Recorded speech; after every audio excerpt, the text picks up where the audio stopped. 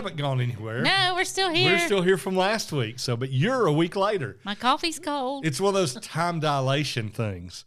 We're in the same clothes. We're only 30 seconds away from closing out last week's episode. Yeah. And you're 7 days. Yeah, I mean, look. Waiting on yeah, it, so. I got past wearing the same clothes in the videos.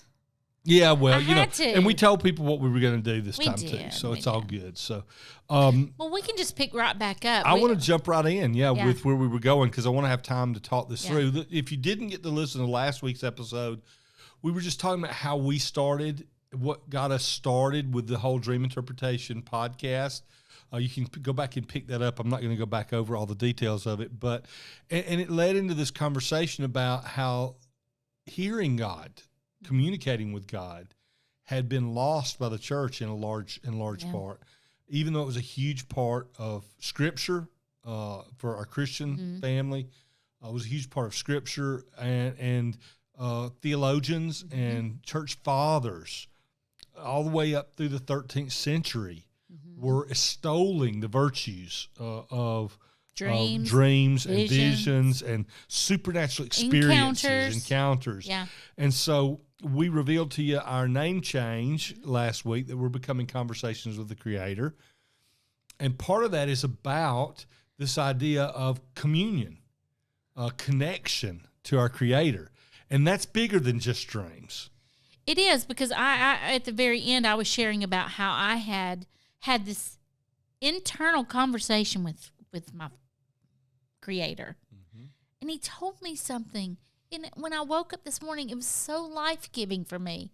It gave me such a connection with God. And yes, the dream was important, but the fact that he had spoken to me the night before and I listened and obeyed and got up the next morning and what he said would happen, happened.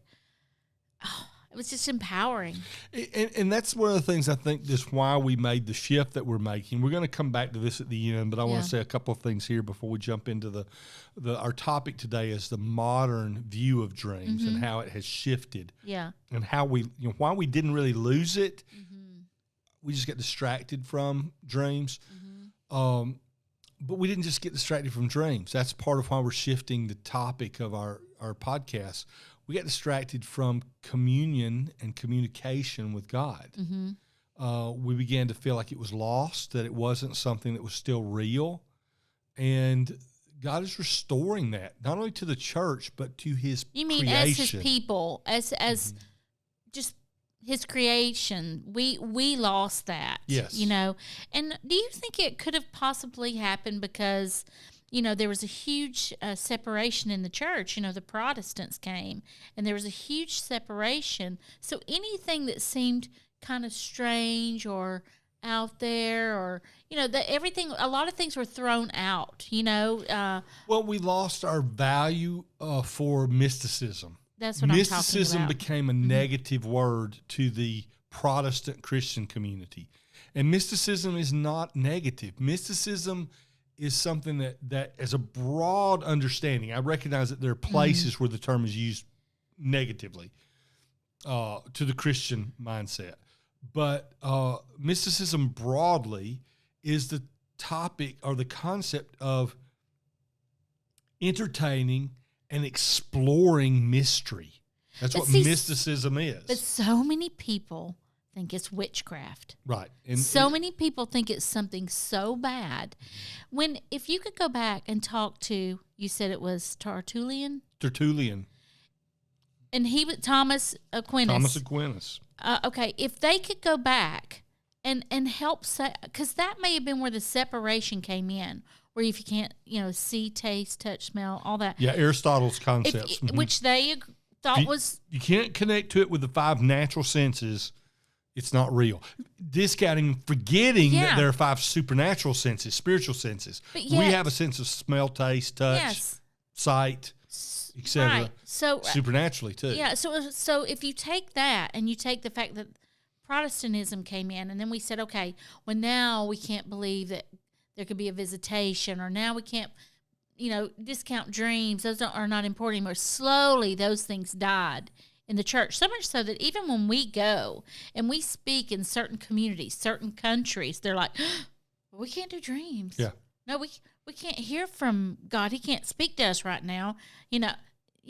There's I noticed that when we went to certain countries and we were teaching, not even trying to get people to understand, dreams, just teaching how God can still speak today.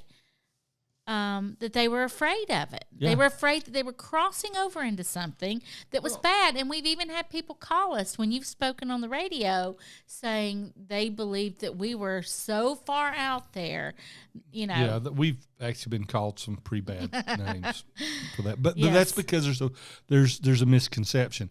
You mentioned a guy named Tertullian. Tertullian lived in up to about 225 AD. Mm-hmm. This is not far removed from Christ. Yeah. Tertullian actually made a statement in his writings that said that almost the greater part of mankind derives their knowledge of God through dreams. Mm-hmm. Now, we're shifting to look at the broader picture. Wow. But we've spent 3 years laying a foundation that the supernatural ways of God communicating with us, dreams, being a foundation for it, as one of those ways is valid. Now we're going to shift and start to say, let's not stop talking about dreams. We're still going to have episodes of dealing with dreams. Yes. But I think our folks who enjoy the dreams are going to enjoy the other topics as well, because now we're going to look not just at dreams alone, but the entire picture language of God. Yeah. How he speaks through metaphors and pictures that in real life, Yeah. just right in front of our eyes. We've talked about that occasionally in the dream thing. We're also going to talk about supernatural experiences, and we've mentioned those before. Encounters, visitations, third heaven experiences, being caught up into the supernatural realm. The world would call it out-of-body experiences. Near-death experiences, all of these things that really revolve around the mystical nature of who God is, the mystery of who he is. And so Conversations with the Creator is going to become this platform to discuss mysticism in the modern day. A broader topic for us. Not to say that we've left dreams, like you said, but honestly, dreams are one aspect. It is a heavy aspect because guess what? It is something that happens pretty much daily with everyone who has ever been created. Yeah. Now, I understand there could be some exceptions to that, but everyone dreams. Now, if you have some cognitive things that are considered, inadequacies or deficits, I understand we may not know everything about that. But for the most part, for most people, they are dreaming every night, and that is something that is done involuntarily. We don't say, it's kind of like blinking. We don't decide that we want to. We can decide to blink. Right. But we blink because it's just automatic. We blink because our bodies were created to blink. We were created to dream. And it's not just dreaming. We were created to have conversations with our Creator. We were. That's the garden. That's the whole garden experience. Yes. That God stepped down into the garden. Yes. And he had, they call it the evening ovation, in the cool of the day, he would come in the garden. What did he want? He wanted fellowship. Yeah. He wanted communion. Yeah. He wanted conversation. This is what he had created man for. This is what the Creator of all things created creation for, created us for, was to have communion and communication with him, fellowship with him. Yes. And it comes through dreams, yes, but it comes through many other ways as well. And that connection was broken, but never lost. Yeah. And we've been talking for 3 years about it being restored through dreams. Yes. And we want to talk about it being restored fully in many ways, interacting into that mystical realm, into that supernatural realm. Yeah. So what I was going to say, adding on to the stuff, because we're both excited about what we're hearing, is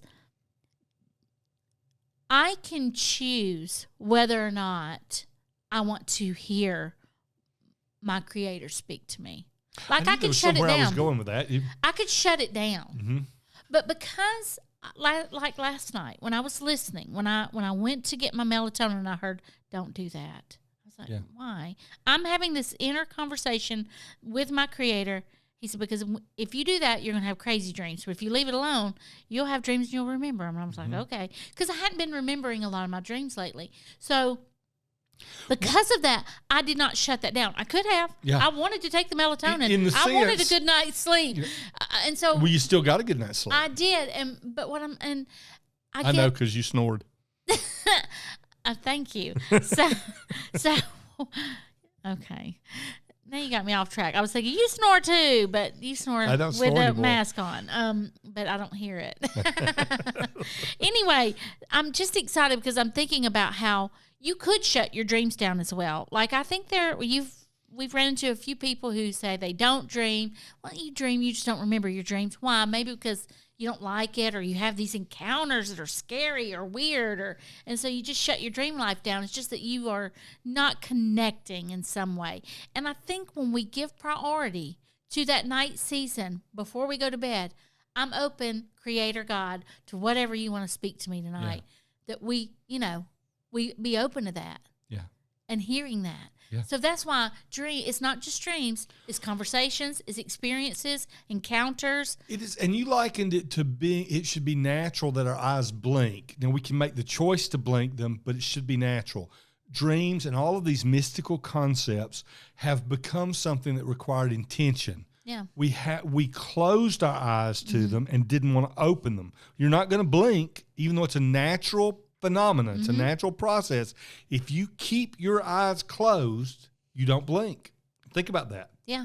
You don't blink if you keep your eyes closed. Yeah. You have to open your eyes in order for them to blink. And then the opening and closing becomes a natural process that you don't have to think about. You don't even think about it. You can choose to do it. I can choose Well, to try close it. them. I can Well, choose try to keep them them open for a little while. Yeah. But they're going to blink. They're going to They follow have their to. natural course. Exactly. And so when we open our eyes to the mystical nature of God, when we open our eyes to the supernatural nature of God, then what we do is we now let the natural course of our spiritual life take place. Yes. And the things he reveals to us are amazing. Yeah. You know, I said I wanted to talk about the modern concept of dreams. We talked about all the different names that people probably didn't even know of theologians and church fathers and desert fathers and people through history of the theological world. But dreams and the supernatural, God's communicating with his people, has been through everyday normal people too. Yeah. I mean, that's been something throughout history. Well, it would be remiss to say, it only happens for born-again Christians, because that's not where we're coming from. We're saying Creator God can speak to you wherever you are, whatever country you're in, whatever faith you're in. God can speak to you.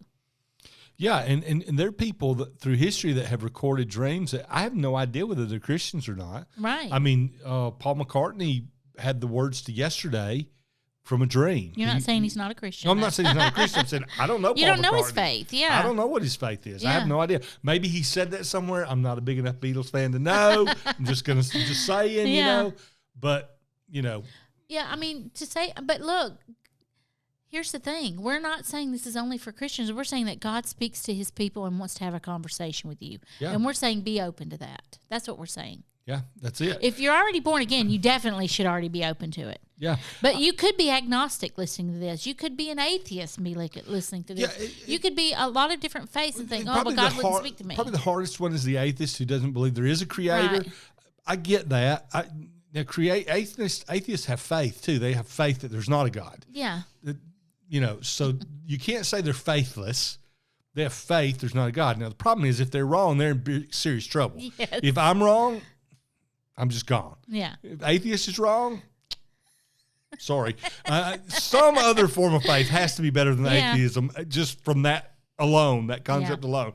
And listen, if you're atheist and you listen, thank you for listening. I'm not picking on you. Yeah, It's just a absolutely. fun, We're glad you're it's just a listening. fun, you know, I may pick at you, but I'm not picking on you. So, but I wanted to mention a story about how God uses his communication. And I wrote, some of you know, I wrote a book called Dream Stories. So I've got the book out. And one of the stories in the front of the book, the first part of the book, where we look at the historical view of dreams and the different ways that dreams have been significant through history, brings us up to modern times, 1921. There's more even modern. I actually have a story in here from the, I want to say it's the 2016 episode of The Voice. When it was first coming out, one of the contestants had a dream that she had a dream, I think, about which songs to sing, and that she was going to be selected by which judges. Yeah. Her first two selections, the things that went through. But I wanted to share one that just has a lot of emphasis. It's a dream from a guy named Otto Loewi. Is that his name? Is that right? I don't think you pronounced it. I thought it was Louis. Louis. It didn't matter. Loewi. Louis. If you're in the medical field, which is why I'm picking on Lisa. Loewi. Loewi. Yeah, if you're in the Loewi. Okay, if you're in the medical field. Or Louis. Anyway, whoever he is, he has this dream, and he has this dream, and he is the guy who conducted the experiments that won the 1936 Nobel Prize in Medicine, and he was the discoverer of neurotransmission, which is humongous. Well, it's thought to be it is considered to be the origin of modern day neurology. Yes. Neurology is a huge part of medicine today. Absolutely. And neurology came into existence because of this guy's dream. Mm-hmm. I mean, I won't go into the whole dream because I see the lights flashing on our cameras and things. So obviously something's off in terms, since we went 2 episodes and we didn't bring our producer back in, we're probably running out of power or time or something. But anyway, so I won't go into the whole thing on it. I'm just going to say this about it. He has this dream, and he doesn't understand it at first. But when he realizes he's been doing this experiment to try and prove neurotransmission, and it's not working, and he has this dream, and he goes back and redoes the experiment the way he saw it in the dream, and neurotransmission is proven, and modern-day neurology comes into existence. Pretty incredible. That's a huge thing. Pretty incredible. It's a huge thing. And that's why those are the kind of things, and I had this issue recently. I told people, I think I may have mentioned it on an episode, I believe my back surgery after I broke my back was miraculous. Yeah. Because God had to show somebody how to do that. The people didn't just come up with this idea of drilling holes in your vertebrae and filling you up with cement. That's an oversimplification, by the way. If you're in the medical field out there, I do recognize that's an oversimplification. But they didn't just nobody comes up with that. Kyphoplasty. Yeah, it's off the top of their head. It's not. It doesn't. It's happen. Amazing. Yeah. Yeah. It's a true something. And it may not have been revealed through a dream. Yeah. The person who thought of it may not even realize it was revealed. Yeah. They may have thought they came up with it themselves. Right. We take a lot of credit for things God does. Yeah. Truthfully, we take a lot of credit for the things our Creator does. They may have thought they did it themselves. That's okay. Yeah. It's still, to me, we don't make progress that our Creator isn't involved in. And that's powerful to me. It is. It is. It's powerful. So don't discount things that you may dream that bring about inventions or amazing discoveries like this. Sure. Or simple everyday direction for your life. Yeah. Like, don't take the melatonin tonight. That's right. It's powerful. Listen to that inner voice inside of you. Listen, I tell you what, we're going to do a shorter podcast today because we didn't set up to do 2 of them, and I don't know what all those flashing lights mean. It may mean there's no video for the last one. Well, not yet. I know it's still going, but this is something we talked about. Yeah. We do encourage you, follow us, move to the new platform with us. Share it with 5 Conversations others. with the creation. Share it with 5 others. And if possible, help us support the podcast. Like, share, subscribe, and financially support. Right now, you can still go to mydreamstories.com. Next episode, we'll probably skip a week. And then the next episode, when we're Conversations with the Creator, we'll give you some more info on that. We'll keep you pointed in the right direction to find us as we shift. And maybe for the last time, I guess I can say, keep dreaming.